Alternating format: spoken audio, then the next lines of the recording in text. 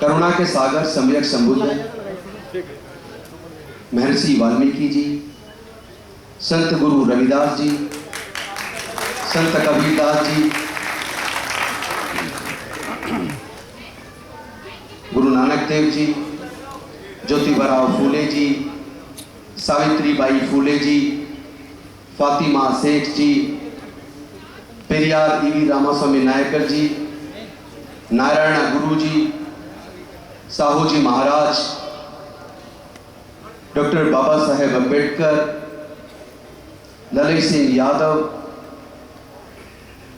बाबू जगदेव प्रसाद कुशवाहा, रामस्वरूप वर्मा एवं माननीय कांसीराम सहित बहुजन समाज के सभी महापुरुषों के चरणों में कोटि कोटि नमन करते हुए मिशन जय भीम की पूरी केंद्रीय टीम और अलग अलग प्रदेशों से मिशन जय भीम के आए हुए क्रांतिकारी सेनानियों और समाज के अलग अलग हिस्से से अलग अलग संगठनों से आए हुए सभी साथियों को मैं विनम्र नमो बुद्धाय करता हूं, क्रांतिकारी जय भीम करता हूं।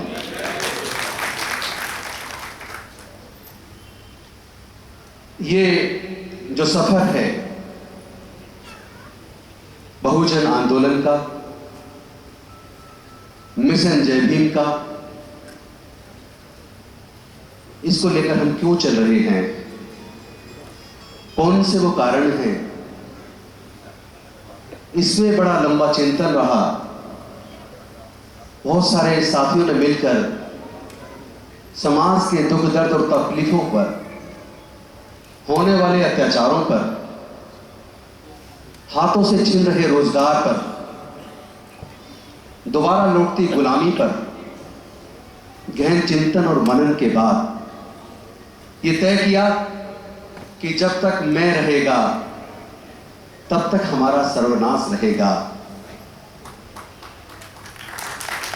इसी वजह से डॉक्टर बाबा साहेब अम्बेडकर जी ने भारत का संविधान लिखा और उसकी प्रस्तावना लिखी।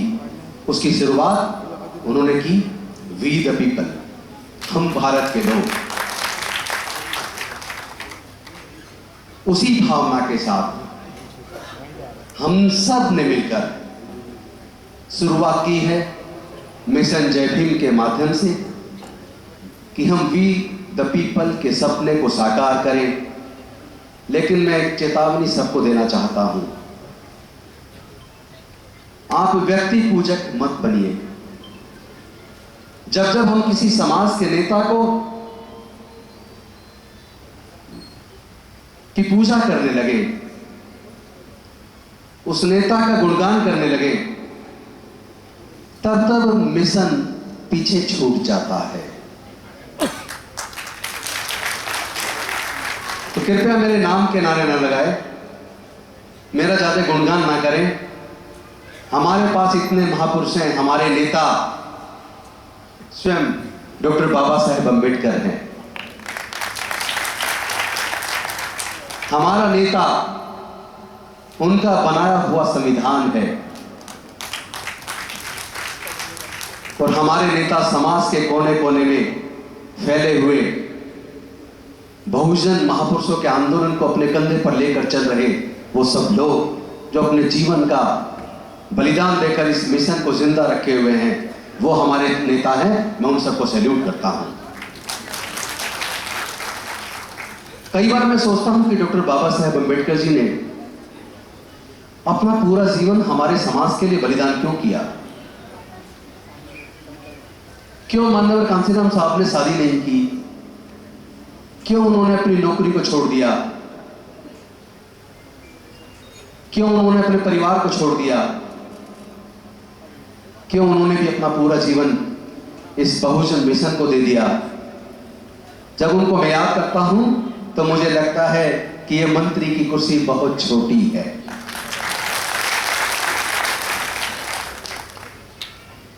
बाबा साहेब और माननीय कांसीराम साहब वापस आने वाले नहीं हैं। हमारे सारे मिशन जय भीम के सिपाही, समता सैनिक दल के सिपाही, भारतीय बौद्ध महासभा के सिपाही और हमारे सभी संगठनों के सिपाही, मैं आप सबसे निवेदन करता हूं, आओ हम खुद बाबा साहेब और माननीय कांसीराम और अपने महापुरुषों के जीवन को क्यों ना खुद जिए, अपने जीवन में उसको अंगीकार करें। इसी सपने के साथ हमने शुरुआत की तो हमें एक बात तो समझ आ गई कि देश के अंदर जो गुलामी है, देश के अंदर जो शोषण है, जो बहन बेटियों की इज्जत लुट रही है, आवाज उठाने पर घर जला दिए जाते हैं, भाइयों को मार दिया जाता है, मॉब लिंचिंग हो रही है, देश के संसाधन बेचे जा रहे हैं, आए दिन हमारे लोगों की हत्या हो रही है और हत्या करने वालों को सरकार में बैठे हुए लोगों का संरक्षण प्राप्त हो रहा है। और जिस संविधान ने हमें अधिकार दिए, सुरक्षा दी, आज उस संविधान की रक्षा करने वाले प्रोटेक्टर माननीय सर्वोच्च न्यायालय के मुख्य न्यायाधीश के माध्यम से कल आपने सुना होगा कि पुलिस राजनीति के सामने गुलाम हो गई है, लोगों के अधिकारों का हनन हो रहा है। ऐसे में देश को कौन बचाएगा? इन सब परिस्थितियों की वजह से हमने मिशन जय भीम सब साथियों ने मिलकर उस सपने को देखा और हमें समझ आ गई इस उत्पीड़न को खत्म अगर करना है तो जाति को खत्म करना पड़ेगा। शोषण का कारण वर्ण व्यवस्था है, वो धर्मशास्त्र है जो किसी को ऊंच और किसी को नीच बनाते हैं, वो धर्मशास्त्र है जो शिक्षा पर कुछ ही लोगों का नियंत्रण करते हैं, जो व्यापार पर कुछ ही लोगों का नियंत्रण करते हैं, जो रक्षा सुरक्षा पर कुछ ही लोगों का नियंत्रण करते हैं और देश के 90% लोगों को कोई अधिकार नहीं देते। मैं समझता हूं हमें ऐसे धर्मशास्त्रों की अब जरूरत नहीं है। हमें ऐसी व्यवस्था में अब जीने की जरूरत नहीं है जो किसी को ऊंच और किसी को नीच बनाए। हमें ऐसी व्यवस्था की जरूरत है जिसमें समता हो, भाईचारा हो, न्याय हो, करुणा हो, सील हो। और ये सब आज हम अगर अध्ययन करते हैं और बाबा साहेब को पढ़ते हैं, तथागत को पढ़ते हैं, तो समझ आता है ये सारी चीजें बुद्ध के धम्म में है। ये सारी चीजें बुद्ध के धम्म में है। इसीलिए डॉक्टर बाबा साहेब अम्बेडकर जी ने बुद्ध के धम्म को ग्रहण किया और भारत को विषमता से दूर करने के लिए, गरीबी से बाहर निकालने के लिए, कुपोषण से बाहर निकालने के लिए, शोषण से पूरी मुक्ति के लिए उन्होंने बुद्ध के धम्म को चुना। लेकिन वो ज्यादा दिन तक हमारे बीच नहीं रहे। सही 1 महीना 22 दिन बाद धम्म ग्रहण करने के 1 महीना 22 दिन बाद महापरिनिर्वाण को प्राप्त हो गए। उसके बाद फिर समाज में अनेकों नेता आए। आपको पता है बाबू जगजीवन राम उनके समकालीन थे, उन्होंने अपने स्तर पर अपने तरीके से काम किया। उसके बाद एक और आवाज उठी उत्तर भारत से जिसने पूरे युवाओं में जोश भर दिया। आप सब जानते होंगे बुद्धप्रिय मौर्य। लेकिन वो भी सत्ता में आने के बाद, मंत्री बनने के बाद शायद पद से भटक गए। फिर उस आंदोलन को चलाने के लिए 2 लोग आए, एक तरफ मान्यवर कांसीराम साहब, एक तरफ पासवान साहब। पासवान साहब कुर्सी के पीछे चले गए और कांसीराम साहब ने कुर्सी को लात मारकर समाज को जगाने का काम किया।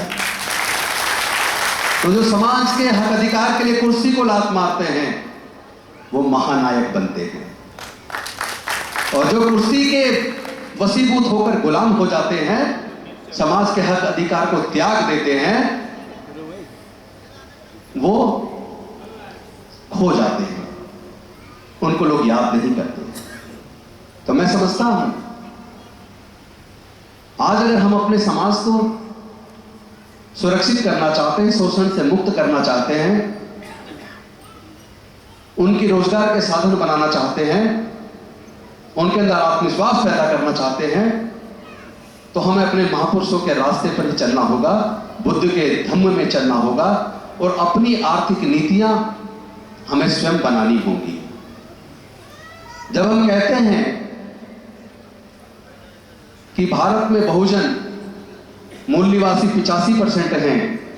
ये 85 का नारा 40 साल पहले का था। आज जो सर्वे होने वाला है, जो सेंसस होगा, आपको पता चलेगा अब बहुजन 88% है।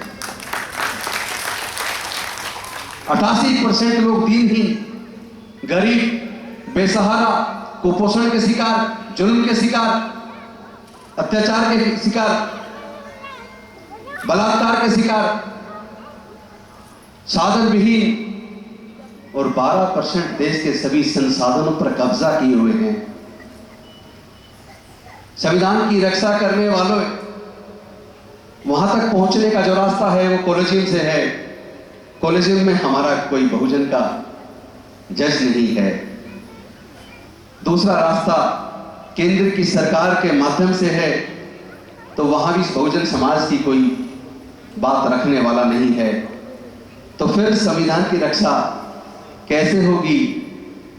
देखिए, न्याय तब न्याय है जब लोगों को न्याय होता दिखे। न्याय केवल बोलने से नहीं होगा। जजमेंट, जुडिशियस जजमेंट तब है जब लोगों को उस जजमेंट के बाद ये महसूस हो कि हमें न्याय मिला है। तो ऐसे हालात में हम अपने लोगों को आत्मनिर्भर कैसे बनाएं? ऐसे